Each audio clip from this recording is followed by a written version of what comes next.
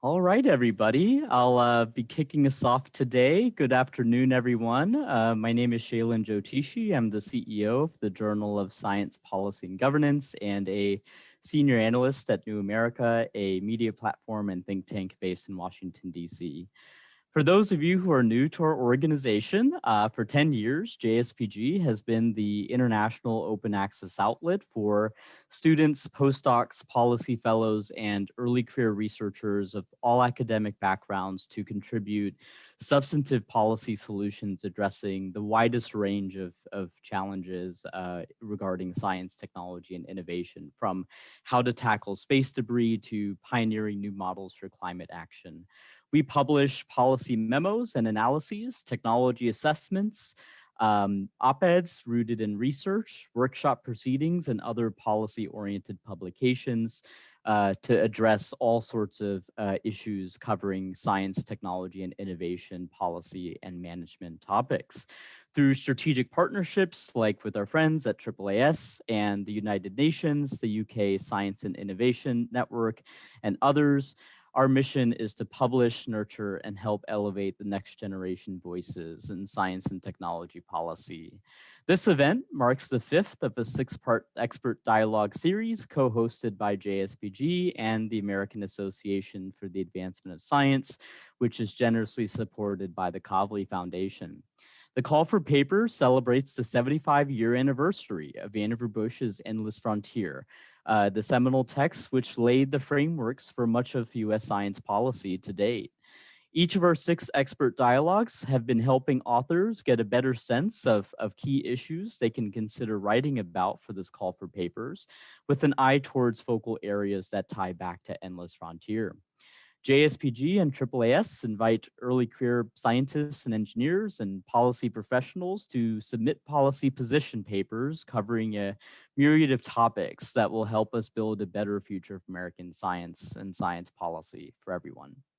We invite ambitious, bold, entrepreneurial, and innovative ideas tackling the nation's most urgent science policy problems.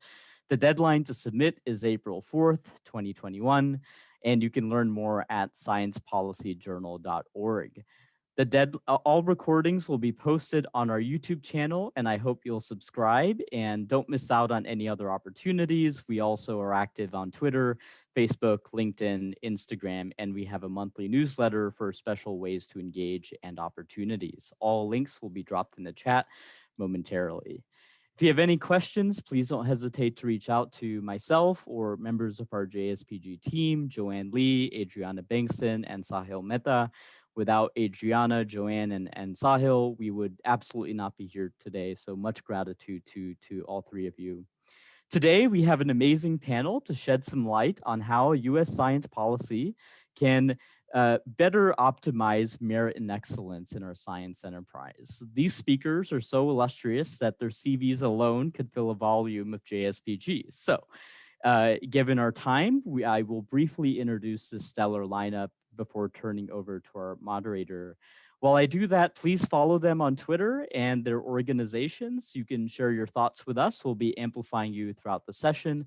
The person who tweets the most will be invited to contribute to a special JSPG blog at the conclusion of our dialogue series. So pull up your browser tabs or your phones and share your views with us. We will drop the Twitter links in the chat for you all. First up is our moderator, Joanne Carney, Chief Government Relations Officer at the American Association for the Advancement of Science. Since 1997, Joanne has led AAAS's government relations programs, tracking legislation relating to a variety of science issues, organizing an annual science and technology policy workshop for graduate students, briefings for congressional leaders, and coordinating the AAAS Policy Alert, a great resource out there. Prior to AAAS, Joanne led government relations at the American Institutes for Aeronautics and Astronautics for 10 years. She has many leadership roles, including on the AAAS Fellowships Advisory Committee, the Golden Goose Award Steering Committee, and with the Task Force on American Innovation. Next up, we have Kay Husbands Feelings, who's the Dean of the Ivan Allen College of Liberal Arts at Georgia Tech. If there's an academic researcher to know in this space, it would be Kay. Kay was previously chair of the School of Public Policy at Georgia Tech, where her expertise focused on science and technology policy. She was previously at the University of Minnesota, the National Academies. She was a professor of economics at Williams College. Kay built the inaugural program for the National Science Foundation's research division focused on science policy, then called SciSip for short, now called Science of Science, I do believe. She co-chaired the Science of Science Policy Interagency Task Force and also served as the Economics Program Director at NSF. Kay is also the co-author with George Bush's OSTP director, Jack Marburger, the Handbook on Science Policy, which I in fact have somewhere in my office here. Kay began her career at MIT, and she is both on the boards of JSPG and AAAS. She's a distinguished fellow of AAAS and has many, many other illustrious roles. Bill Bonvillian is a senior lecturer and a project director at MIT. After 11-year stint as director of the MIT Washington office, we heard from Bill's successor, David Goldston, last week. The MIT Washington office is the DC policy arm of MIT that reports to the president. Bill has spearheaded a number of key policy positions on behalf of MIT in his role, and prior to that, he was senior policy advisor in the Senate. He worked extensively on a number of important pieces of legislation, including legislation that created the Department of Homeland Security, climate change legislation, and the America Competes Act. He's taught at Johns Hopkins, Georgetown, George Washington University, and many other places. He has been on countless leadership roles all around the world and at the National Academies, AAAS, GAO, the think tank ITIF, APLU, and other organizations. Bill began his career as the Deputy Assistant Secretary at the U.S. Department of Transportation. He's published a number of key books, including a recent one on workforce education with Sanjay Sharma, a fellow traveler across both the science and technology policy world and the workforce world. And like Kay, Bill serves on the governing board of the Journal of Science Policy and Governance. Last but not least, we have Anna Hatch, who's the program director of the Declaration on Research Assessment, DORA, which is a project of the American Society of Cell Biology. She was previously an adjunct lecturer at American University. She was a policy fellow at Research America and has served as a volunteer with a number of science outreach organizations at Dartmouth College and beyond. Panel, thank you all so much for joining us. We're honored and excited to learn from you. We'll turn things over to Joanne to take it from here. We'll have a discussion with the panel for 30 minutes or so, and then audience Q&A for 20 minutes. Please share your reflections and questions in the chat. The JSPG team will be monitoring. Again, you can live tweet if you'd like. We have social media graphics available on our call for submission page with all of our panelists and their Twitter accounts. And again, we'll drop them in the chat for newcomers. The person who tweets the most will be invited to contribute to a JSPG Perspectives blog at the conclusion of our dialogue series, which in fact concludes next week, next Friday. So thanks again so much to our panel, and Joanne, thanks very much for moderating and for partnering with JSPG for this work. Please take it away. Thank you, Shalin, and very happy to be partnering with you on this amazing project. And good afternoon, everybody. I'm so happy to be a part of this panel.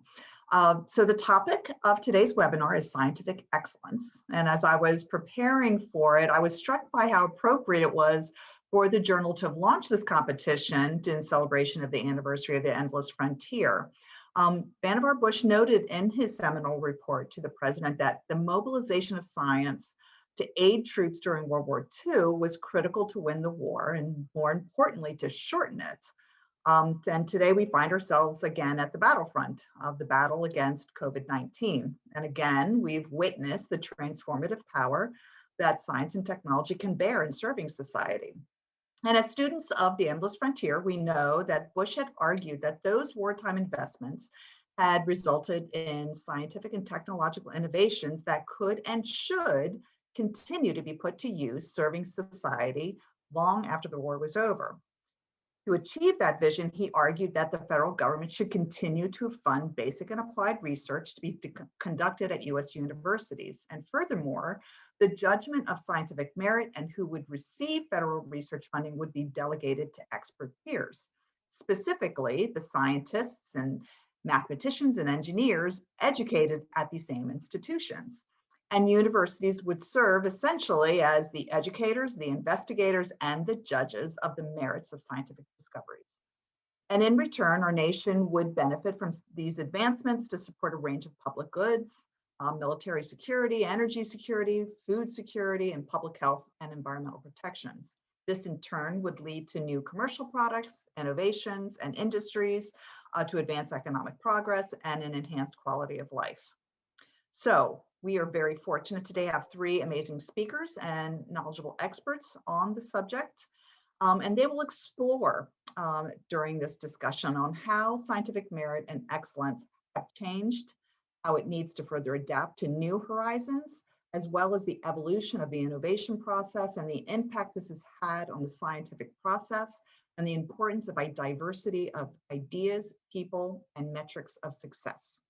I will turn to each of the panelists to get this started. I'll ask each of them an individual question. We'll have a general discussion, as Shalin noted, for the next 30 minutes, and then we'll turn to the audience Q&A. So first, I'm going to turn to Bill. So Bill, Vannevar Bush, when he wrote The Endless Frontier, had a relatively narrow view of how science advances and the corresponding innovation process. It was a scientist-only vision. So what did that view of science merit leave out? And how should we look at and evaluate that larger view?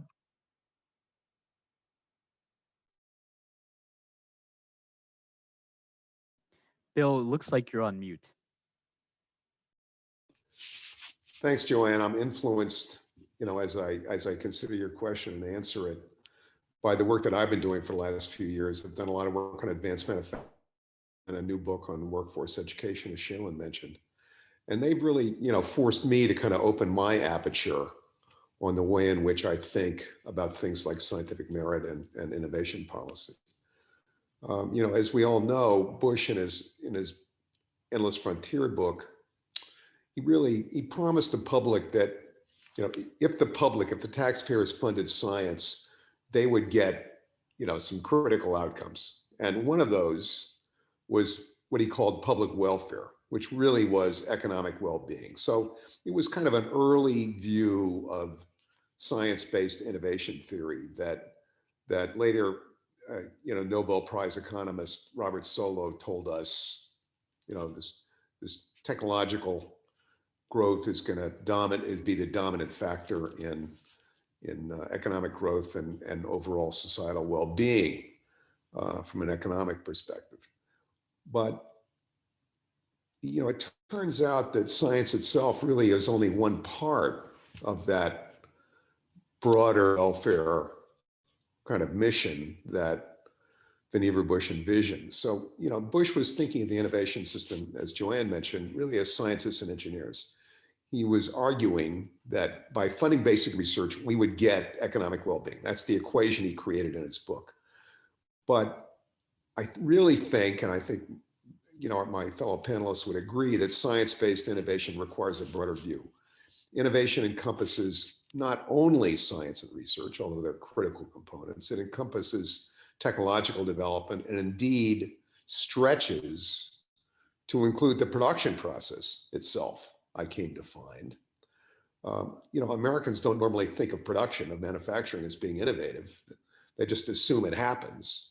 But it turns out that it takes, really outstanding engineering to take an idea and move it into a design and into a product that's going to be affordable and available and scalable.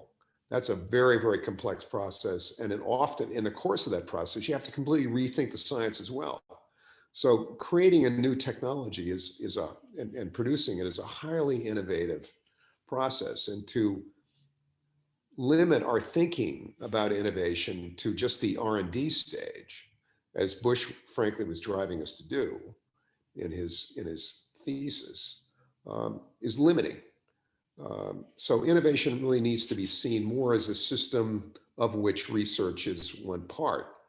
And arguably Bush was just too narrow in his vision of the makeup of the innovation system. Now, he knew better, right? He designed a highly connected, rich system that certainly embraced all the way through the production stage, all the way through technology development, the course of World War II. But to make his case to get funding for research, he narrowed his view in the Endless Frontier.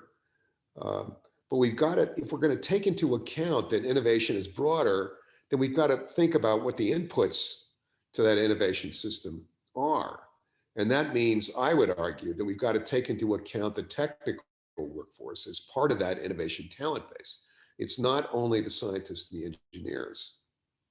So that means that, it's not just colleges and universities. We've got to think about a technical workforce education system that include things like community colleges, that include things like technical high schools. So as we consider scientific merit and excellence, we need to think bigger. We need to look at the workforce education system, not only for STEM ed for scientists, but as including the whole technical workforce, because indeed they're contributing in very important ways to the innovation system and process that's at the heart of society's well-being. So, few of you have probably heard of the Advanced Technical Education Program, the ATE program that NSF built as a key to nurturing innovative curricula at community colleges and technical fields.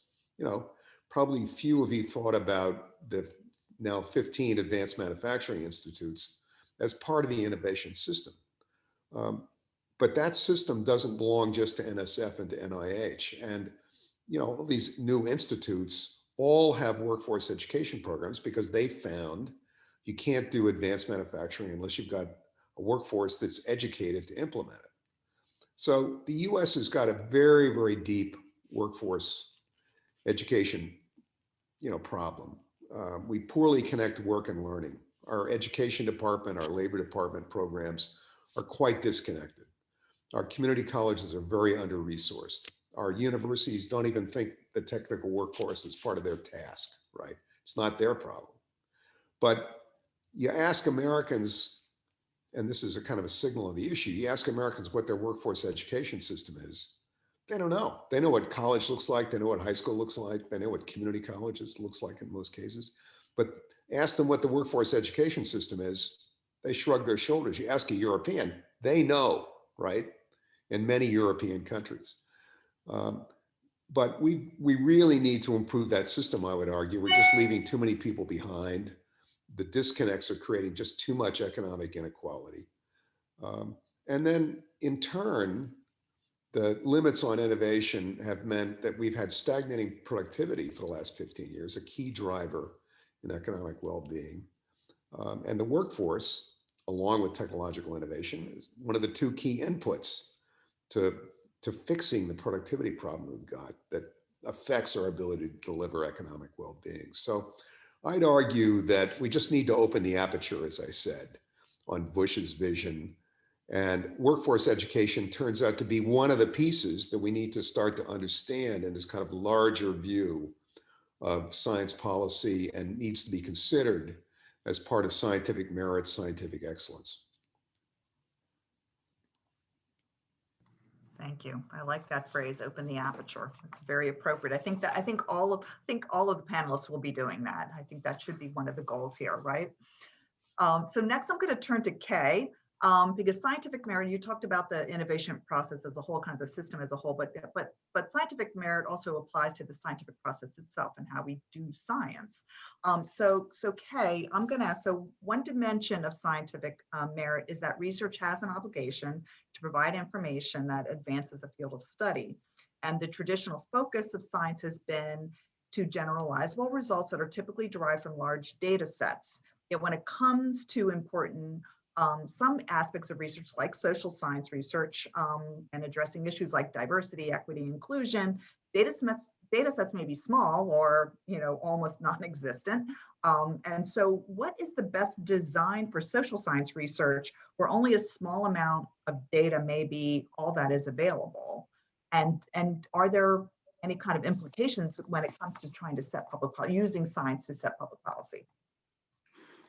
Thank you, Joanne. And I'm happy to be here and attempt to answer these questions, which we'll probe more as the discussion goes along. And I'm so glad that Bill mentioned opening the aperture, because having yet another chance to read Endless Frontier, some things popped out for me anew as I tried to answer this question. So interesting to see the focus on science, but then there's this line in there that says the social sciences and humanities for a later date. So I had to bring that up because we're here. We're at well past that date, right? Where we all understand the importance of social sciences and humanities in the creativity and exploration of science and of engineering and of technological development, the things that Bill just talked about. The other piece of it that I wanted to sort of start with also is to call out how important it was within the letter to call out security, health, jobs, standard of living, and cultural progress. And I think that those are all things that we're grappling with still, of course, but bringing in the social sciences and the humanities and trying to address issues of standard of living, jobs, and cultural progress. That's interesting. And that's where I kind of wanted to kick off the answer to your question. So your question mentioned generalizable results, the fact that we typically use large scale data sets, and that we are actually attempting to address many social science issues. And so it made me recall a recent conversation that I was in where someone said, science is good for everybody. And there's not much of an argument there, but it also did make me think about, well, what does that actually mean? Of course, all can benefit from science. But then I went down a list and I thought about vaccines. Well, of course, everyone can benefit from them, but do we, right? Are there disproportionate cases here, not just in our own country, but across the globe in terms of access to vaccines? Automation can be beneficial, but is it always used in the context of saving time for us as we do everyday duties, or augmenting our own work efforts, not replacing them? Energy saving devices, of course, that can help everyone and be useful. Insulation, energy saving light bulbs and those things, but are they completely and fully distributed all across? Is everybody, are all of us benefiting? So the distributional aspects matter, not just the idea that we can benefit. Safety regulations, another one. Clean water. Well, I don't have to say much about that. Everyone on the call remembers certain recent events where not everyone had access to clean water. And the social, behavioral, and economic sciences are important here when we're talking about team science and auctions and science for policy. But sometimes the analysis is also still disproportionate or not fully distributed. And there are other possibilities as well that I hope people on the call are thinking about and calling to mind, that science is and can be good for all, but is it, in terms of distribution, we really have to probe that. So, but all of these breakthroughs that I just mentioned, again, we want to understand whether they're truly for all and if all have access. So if we're talking about science is good for all of us, then what if some of the explorations that we do, or what if some of the designs that we have, scientific designs or experimental designs, or what if the data sets that we have access to really have a small n for some populations? And I've experienced that in my own work, where I go to look at even a federal data set or a national data set, and you see a D in, which means it's not disclosed. And it's about a population, sometimes nationally or even in a particular region, where we can't even probe any further because we don't know how many people are there and how many are affected for whatever it is that you're trying to get after. To make a finer point on this, I also want to bring up this idea of the workforce that Bill was talking about. And I am going to be a little bit more specific to the science and engineering bachelor's degrees, which we know, we look at the data from NSF, We're looking at 1996 to 2016, and the graphs are flat. You could, just extend the number from 96 to 2016 with very little change in what those numbers look like, many of which are below 10%, a couple tick above 10% in terms of number of Blacks and African Americans in certain degree fields. And so is this really for all, or are some not necessarily as fully engaged as they could be in those fields? And therefore, obviously, the outcomes, results, and impacts can be affected by the way in which a variety of individuals or investigators, women, minorities, persons with disabilities are included or not included in the science and engineering workforce. I've also done a study with Dr. Sam Myers at Minnesota. It was published in 2012 in Academic Medicine. And there we looked at representation ratios of biologists, chemists, and medical doctors.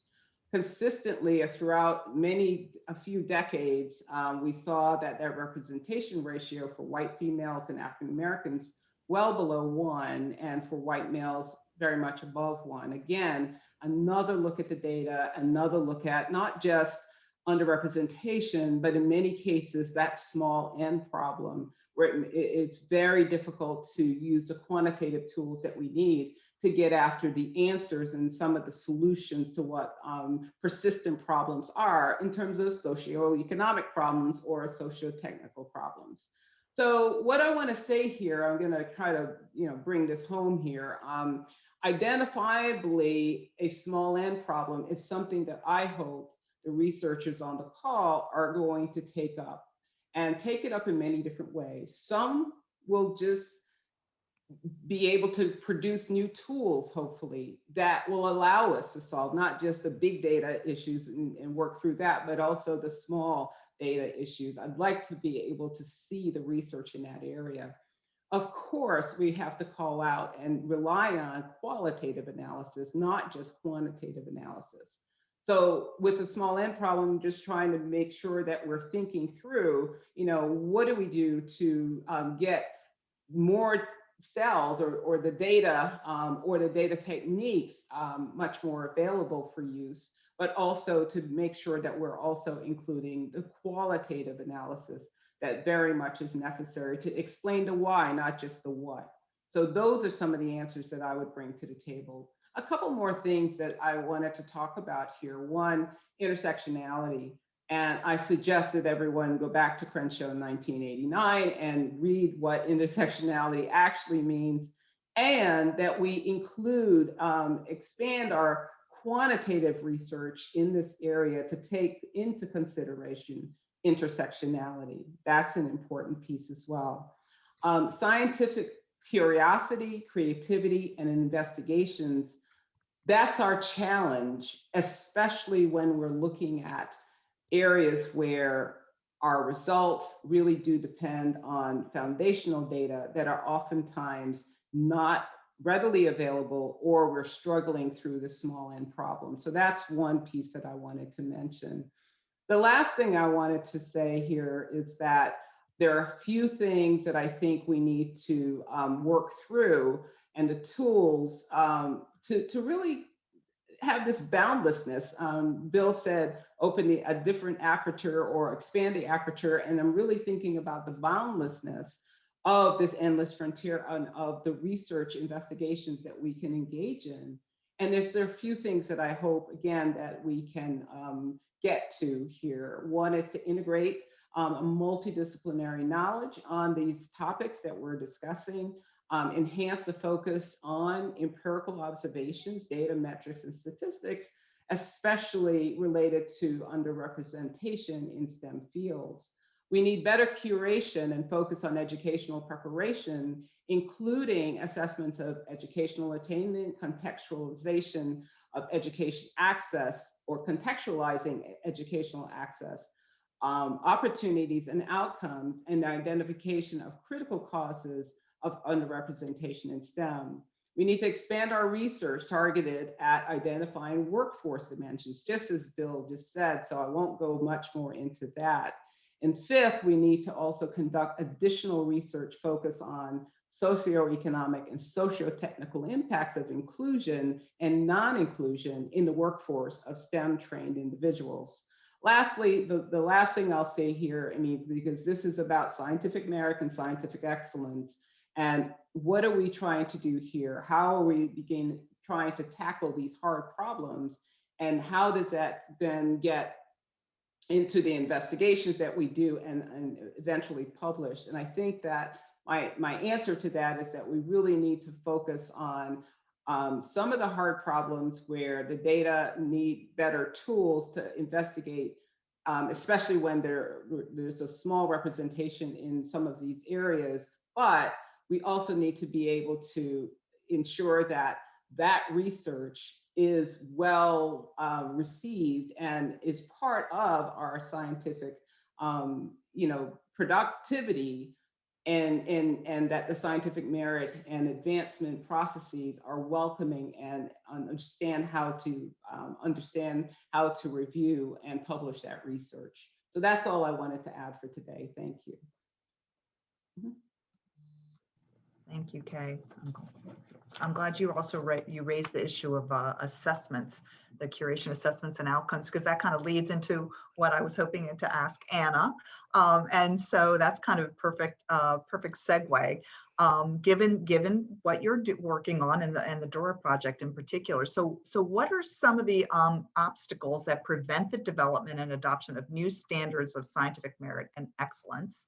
There's going to be kind of two parts of this, and then because science is a global enterprise, or other nations are trying to emulate the endless frontier, what can be learned about setting new standards and criteria from other parts of the world? Absolutely. Thank you so much, Joanne, and thank you to the organizers. I'm really honored to be included in a discussion with such other inspiring panelists and moderator. So thank you. So in thinking about sort of new standards of scientific merit and excellence, it's also good, I think, to think about, well, what are the current ways that we are measuring and evaluating success, and what is success? It's a big, loaded question, and I've been starting to think about this, more as a systems level challenge. And one big obstacle that I see is actually its attention, and that's sort of what creates progress in a disciplinary field does not necessarily advance academic careers. And at some level, institutions are weighing external pressures like the need for grant funding, university rankings, with some institutional sort of values and missions like learning, discovery, collaboration, inclusivity. And right now it's sort of tipped towards publishing in high impact factor journals, or publishing in prestigious venues. And one of the things about journal-based metrics like the JIF, which can denote publishing in these prestigious places, is that it's become a proxy measure for success. Even though it doesn't speak to the individual quality of a paper, nor does it tell the full picture of the quality of the researcher themselves. And this really has become very embedded in the culture of how we evaluate. So recent work from Aaron McKiernan and colleagues found that 40% of research-intensive institutions in the US and Canada mention JIF in their RPT documents. And I'm really glad, Joanne, that you alluded to the fact that this sort of is a global challenge, because certainly this isn't a problem that's unique to the United States.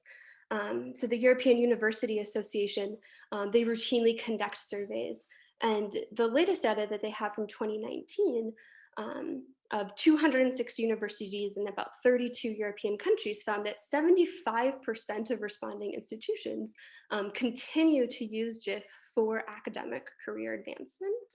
And in that same survey, one of their questions was, well, what's a barrier to change? And just under half of the respondents said that it's the complexity of the task, because thinking about coming up with new criteria and then having that new criteria become embedded in the institution, because it's not just enough to create a policy, it has to be adopted. And so where's how did adherence and accountability to put the new criteria in place? That's a big part of it as well. So I think that's one of the big challenges is, redefining and reimagining what we think excellence could be. And then another couple of key tensions that I'm starting to see is that, science is becoming more and more a team effort. So when you have very large groups or a large number of authors on a paper, for example, how do you measure individual efforts to big team projects like that? And there are some ideas that are being put forth that I think are really interesting. So the credit taxonomy sort of breaks down different types of contributor roles to a project. So did you design the experiments? Did you execute the experiments? Who did the analysis? What roles are there in terms of thought leadership and writing and editing? That then get submitted with a paper to a journal to sort of help delineate sort of who did what as a way to get past sort of conventions of author order. And because different fields have different conventions of where you sit in the author list sort of denotes importance. But if you're having to review for someone that's outside your field, you may not know that, those conventions. So I think that's another sort of big challenge that would be interesting to hear about as well. How, as science becomes more a team group effort, how do you do those individual contributions? And the other thing, which I leave the tricky piece for last. Of course, it's all very tricky and challenging. And that is sort of efficiency versus effectiveness. And how do you balance those two things? There are a number of reasons why the JIF or other journal-based metrics aren't good indicators of research impact or quality for individuals. And that's all documented in the DORA Declaration, which is on our website that I encourage you to check out.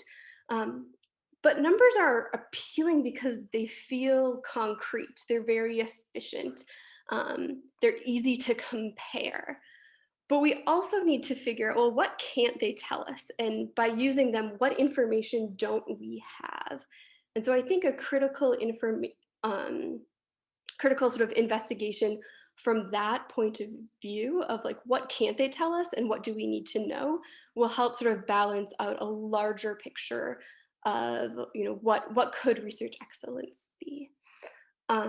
And so you mentioned, what can we learn from other parts of the world? And in fact, I think there's a lot that we can learn. And I say this as DORA has just completed or launched a big collaboration with the European University Association and Spark Europe, where we developed a repository of case studies examining institutional change for academic career assessment. And then we just published our report in January, sort of analyzing case studies, finding common themes and key results. And in fact, if you're interested, there's a webinar that we're hosting next Thursday talking about the results of this institutional change project. But there are 9 case studies that are coming from Europe in this repository, and we have 1 case study from China. And what we found is that institutional change requires a lot of awareness raising and a lot of capacity building. Because doing research assessment well takes a lot of time, and that also needs to be recognized and rewarded itself. And then when I talk about numbers being appealing, that's another reason. They're efficient, they're fast, and faculty have a lot of other responsibilities in addition to just conducting the research. So awareness raising and capacity building, and that a common pathway for change involves this combination of top-down support from leadership. So there needs to be someone in a position of power within the university supporting change, as well as a bottom-up grassroots effort that's coming from faculty, students, and staff. And I think one of the case studies we had came from the University College London, and change there was really driven by the library. So the library is a central resource on campus, has connections to a lot of different departments. So in some ways, they're very well positioned to do this coalition building from the bottom up side. And they did interviews with so I think they have 72 departments total, and they did one-on-one interviews examining how research could be assessed with over 50 departments, which is amazing. And then had to sort of coalesce all of that knowledge together that was then incorporated to their new academic careers framework. And then sort of through that, as they're doing that, it's awareness raising, but that has to continue sort of even after the policy development to get that adherence and to facilitate adoption. And then the last point that I think that I'll end on is there are also, the case study repository has cases from academic institutions and universities, but it also highlights a couple of case studies from national initiatives. And one that I think is really interesting is the Dutch Recognition and Rewards Program. And they actually put out a beautiful position paper called Room for Everyone's Talent. And when I think about academic excellence, I like that, that phrasing quite a bit. And what they're doing is it's a coalition of government funders, sort of the government and universities within the Netherlands, working together to create change that will move the entire sort of system and enterprise forward. And I think there are a lot of lessons that can be learned from their process as their institutions are putting new policies and practices in place. I know they just had a recognition and rewards festival a couple of weeks ago that I spoke at and got to hear about what different universities in the country were doing there. And I think the last example, which is a really great one, is the FOLEC initiative, which is happening in Latin America. And this is actually coordinating change across countries, which is much more difficult. But they're doing a lot of sort of convening to identify common principles that they would like to see in place. So thank you. Great, thank you very much. Thank all three of you. You really presented some really interesting ideas. And before, well, I have some other questions I definitely would like to kind of raise before we turn to the audience Q&A. But first I want to give you each an opportunity to kind of react and respond to what the other panelists had raised. Okay. So I very much, I'm glad I was in the middle. So very, very well done, Joanne, because I see the connection very clearly to, what Bill was saying about opening the aperture, but also going back to the original Endless Frontier document and bringing that to today to say how important it is to the education piece of that letter, and how important it is for our current workforce to not only rely on even the stats that I mentioned on bachelors of science and engineering or the PhD, but really about development and the learning opportunities over time for our workforce. And I thought that was incredibly important. So very much links into the things that I was talking about the underrepresented groups and the ways in which those numbers have stalled in so many ways, and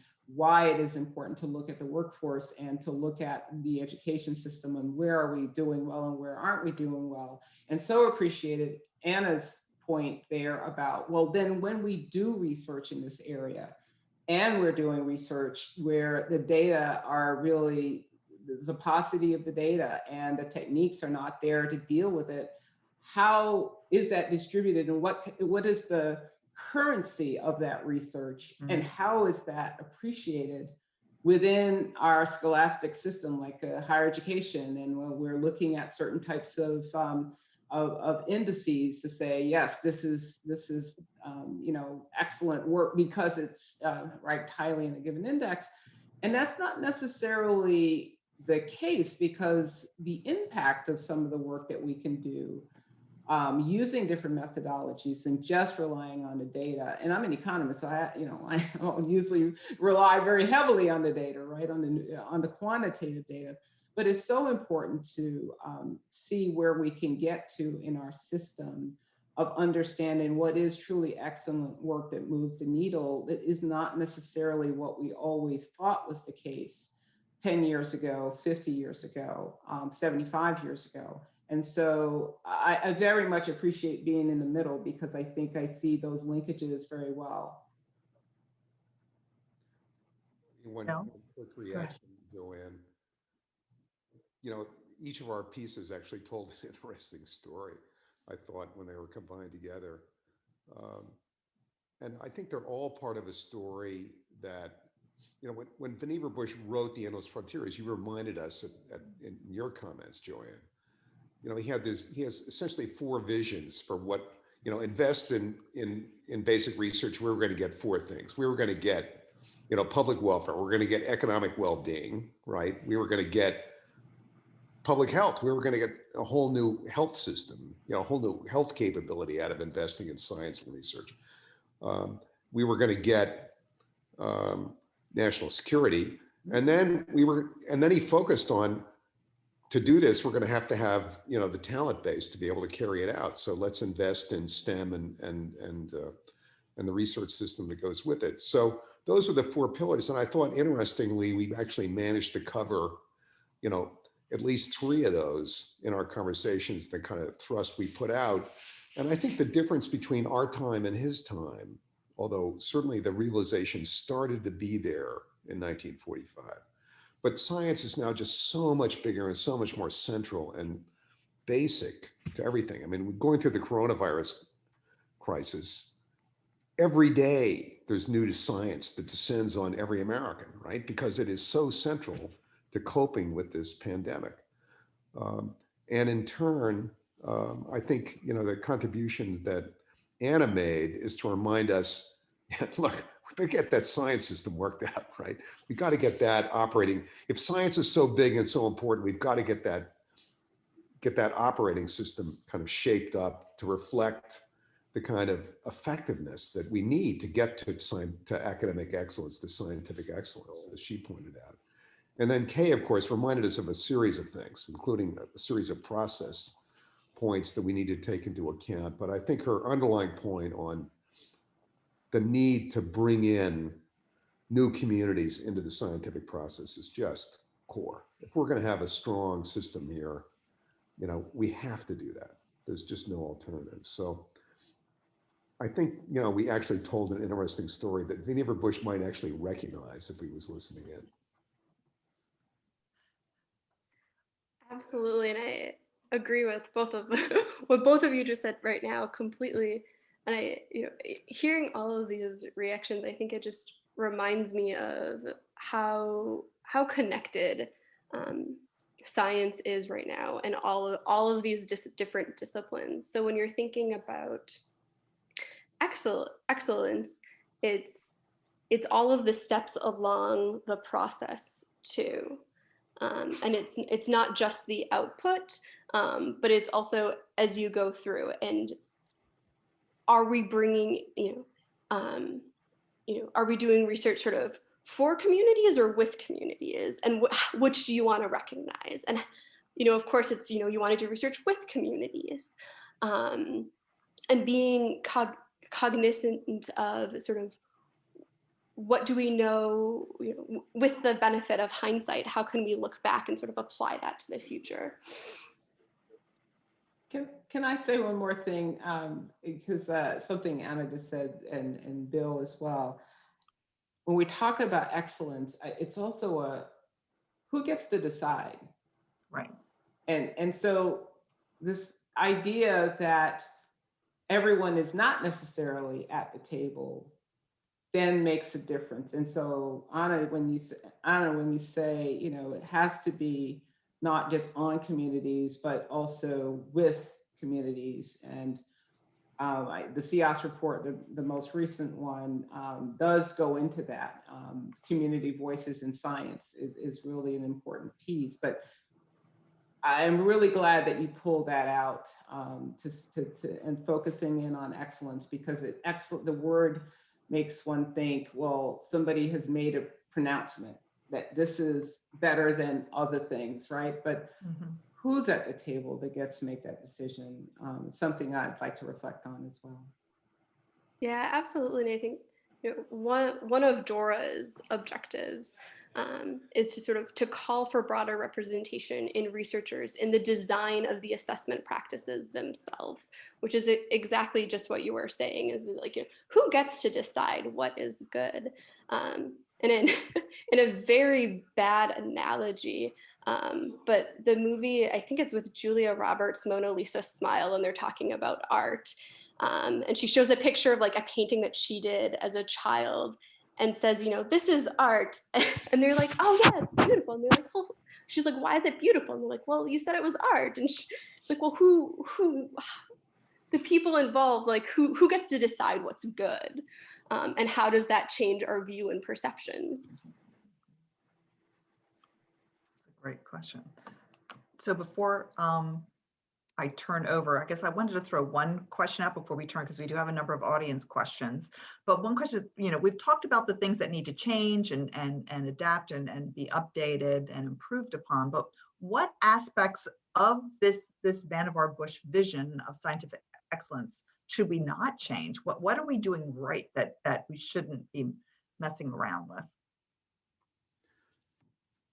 I mean, Joanne, one thing I think that Vannevar Bush certainly stood for this, it needs to stay a competitive system, right? We've gotten enormous creativity out of the competitive approach we take, and it's and retaining that. And of course, we've got to think about fairness and what that means in a larger context too. But retaining a competitive system, I think, is key. And those countries who have kind of treated R&D as an entitlement program with set allocations to particular institutions, they tend to lock in and limit new voices that can be brought in. So I think building on the creativity in the current model, is definitely a value. I would want to couple that with, and we'll see if Bill agrees with this, that there are some things that are public goods. And there are some things where that investment by our public dollars is really important. Quickly to say that what Bill said about competition in the private sector and all the rest that goes with that, obviously essential. You can see that in the data today in terms of R&D expenditures and all the rest of that. So that hopefully is covered. But back to the sentence that I grabbed here from the letter: security as a nation, to our better health, to more jobs, to a higher standard of living, and to our cultural progress. Those are hopefully shared values that we can see investing in, but again, in our time, very much collaboratively with elements of the private sector and that competition that drives us as well. Okay, I'm going to start turning, given the amount of time we have, I'm going to start turning to the audience questions. And the first question is to Bill, which is that innovation and entrepreneurship are often used synonymously and somewhat interchangeably. And do you agree with that characterization? And how would you differentiate them if you had to?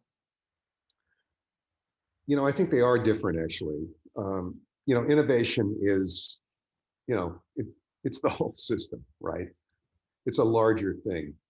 Entrepreneurship often pursues invention as a first step towards innovation, but innovation encompasses invention as well. So innovation tracks a larger system that moves from idea into societal implementation. And that obviously can be through markets or through other means. But I think the entrepreneurship idea generation process, it can be a very, very important contributor, but it's not the only way that innovation occurs. And innovation systems need to embrace radical innovation, which is typically what at least many entrepreneurs try to encourage, right? That's what they try to promote. They're attempting to bring disruptive innovation to the process. but there's a tremendous amount of creativity and incremental advance as well, right? That's most of what industry does. They do incremental advances. And, it's very important to have the Wright brothers aircraft, but, who would want to take kind of a motorized kite across the Atlantic Ocean? We need, we need the 787 as well, right? So innovation, can encompass kind of a broader range. And, entrepreneurship is a crucial input element. And obviously many universities are getting, reasonably good at encouraging ideas that come out of their universities into entrepreneurship oriented companies. And that, is a new university role. That economic contribution that universities are making in that kind of way in other ways is a new university role on top of their historic, education and research purposes. But that's not the only avenue that we need into innovation, but it's obviously an important. Any of the others want to chime in? Kay or Anna? Well, Bill got it just right, so. Okay. Thanks, Dave. Okay, great. We got a lot of interesting questions here. So one, the next is, well, first to Anna, but I think this could, I think Kay, you could also discuss this, is how do you determine who would be researched from each division for the research assessment? I guess is specifically what you were, I'm not sure what that, on the research assessment. Let's see if I can find a better question, or that there may be something missing. I think, is that sort of like how did you determine who would be researched? Excuse me. How did you determine who would be researched from each of the divisions for the research assessment? I think I'm still slightly confused on. Okay, sorry. We'll try to get clarity. Okay. Sorry, yeah, so absolutely. So that, I think I see it coming in from the chat now. So that was one of the case studies that Dora did with European University Association and Spark Europe. And so we have a dedicated sort of digital repository for it. If you go to our website, sfdora.org, and I'm happy to put it in the chat later. So what I think is really powerful about these case studies is that they interrogate specific elements of institutional change. And that includes things like who was involved in the change-making process, which I think is what the person is getting at. And you can also search sort of to find like the different groups among different universities. And I'm very enthusiastic because it was a project that just came to light in December, so it's still new and exciting and fresh. But yeah, the case studies sort of interrogate sort of the who was involved, what was the motivation sort of externally and internally to create change at the institution, exactly what was that was changed, and what was the result of the efforts, what was the timeline, and then how did you do that? And the how did you do that sort of coincides really well with who was involved and how did it start. So there are 10 examples there. One of them is the example from University College London that I mentioned. And that, I believe, started largely with the library. And then the institution ended up elevating sort of a role to a senior leadership position to sort of manage the institutional change process for academic assessment. And that's sort of where I think the convergence of like needing top-down support with that bottom-up grassroots desire for change. Okay. And then I guess as an extension of that, are there, what are maybe good practice examples regarding how performance of a public research organization should be evaluated and monitored in this kind of new context that you've outlined? I mean, in terms of your overall thoughts. So another feature of the DORA website, I don't want to be talking about the website too much, but it does have a lot of good resources available. So we have this case study repository of institutional change. We also have a resource library that's searchable. And so that has things like position papers, So the recent position paper that I mentioned that we wrote analyzing the case studies is on there. It also has examples of policies from other organizations. It also has tools. For example, the metrics toolkit is on there, and that's an initiative where they collect all of the different metrics that can be used in assessment, tell you how they're calculated, and then what they can and cannot measure. And it also has sort of other tools and sort of research assessment frameworks as well. So there's a lovely framework in there from Canada. I believe it's the Federation of sort of Humanities and Social Sciences that's looking at how do you evaluate sort of the social impacts of science, which I think is very interesting. And there they use a rubric to help, because part of this is when research is evaluated, how do you know that all of the evaluators are using the same set of standards? So the rubric is just a tool to make sure that everyone's on the same page when they're doing the evaluation. So all the applications are, as much as possible being evaluated in the same ways.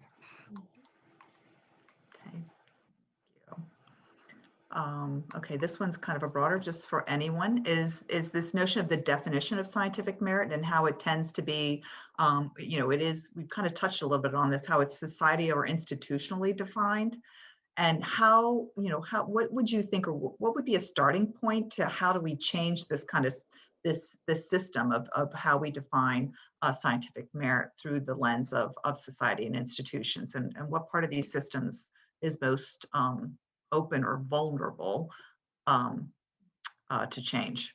I guess, yeah, who is more open to change and who is less open to change?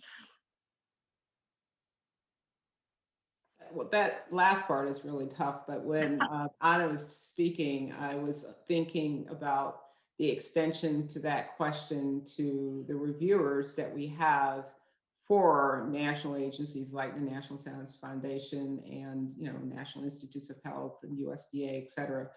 And I was just more so thinking about ways in which the pool of reviewers could be more reflective of the work that's being done and the communities that we want to serve. And we know that there are ways in which we can go about broadening participation in those reviewer pools.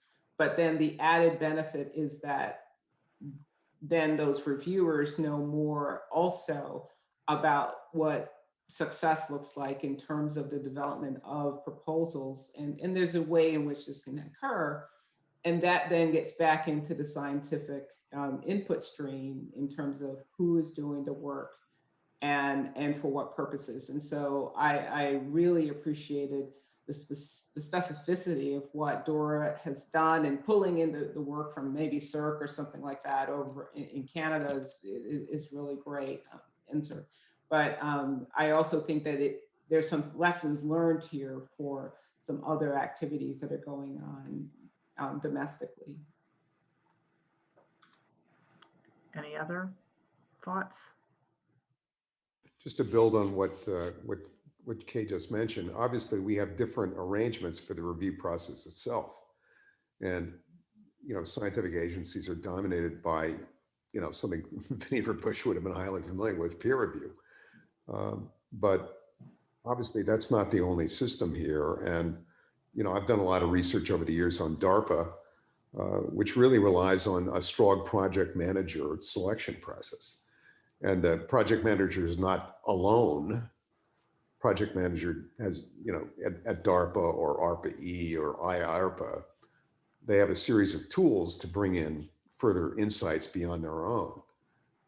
Typically convening workshops around a technology approach or technology idea and getting, terrific thinkers together in those workshops to reflect with them as one step. And that's a tool, right? Another tool that the DARPA and the ARPA agencies utilize is, strong collaboration amongst the program managers who share thoughts and ideas with each other. And in fact, ARPA-E makes the project selection process kind of a joint collaborative process across a group of project managers who get to contribute and argue and battle and debate about particular program selections. So there are other means that our agencies have come up with that govern this process. And then you've got one big risk of the peer review process is that it tends to be cautious and conservative when there's an award selection process that's, that gets higher than about 1 out of 3. If it's 1 out of 5, 1 out of 6, 1 out of 8, which is typically where our agencies are at this point in terms of grants to awards, grant applications to awards, the process gets very cautious and tends to reward only the incremental kind of advances and reduce risk, because let's at least fund what we know we can get something out of. Is kind of the attitude of the peer review system.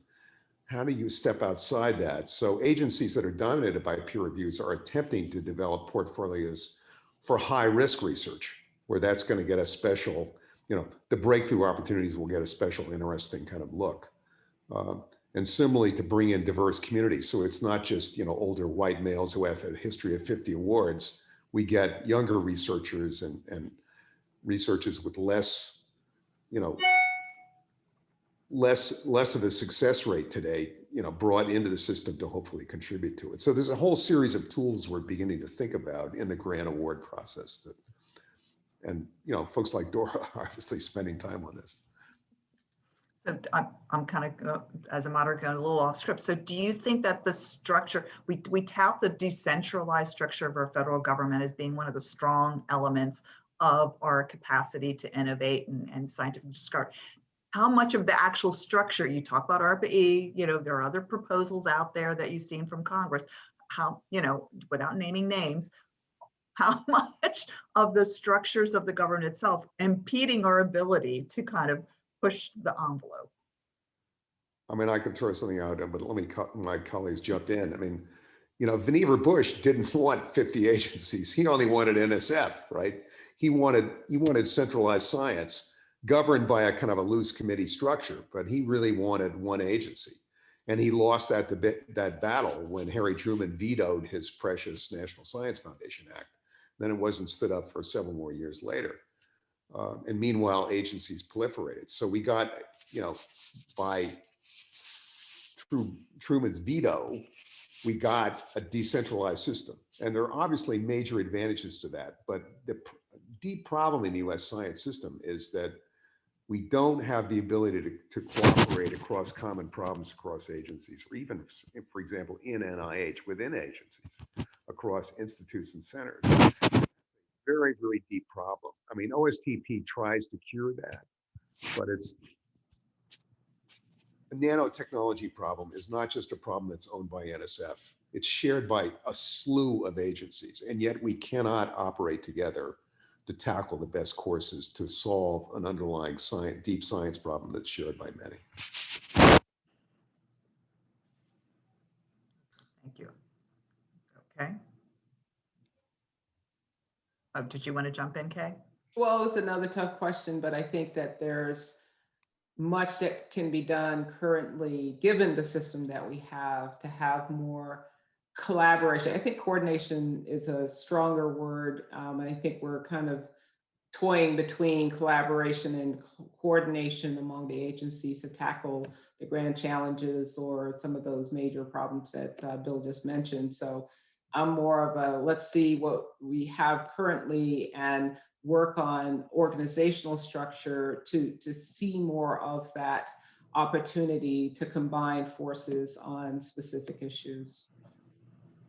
So that's kind of a good segue to this next question, this notion about the importance of teamwork and collaboration. So, but any thoughts on how sharing creativity can or will become competitive, whether it's economic or intellectual wise? So can building trust impact outcomes in collaborative processes, especially in research innovation?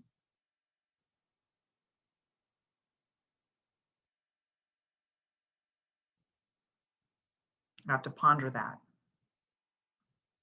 Is that with respect to what Anna was saying about involving communities in the research process and not doing research on the community, but with the community voices that I mentioned in the scientific engagement process, which would require that type of trust given some of the history behind it. So I don't know if that's where the, oh, both.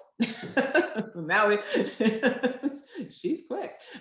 So Anna, do you want to, you just unmuted, do you want to go for it?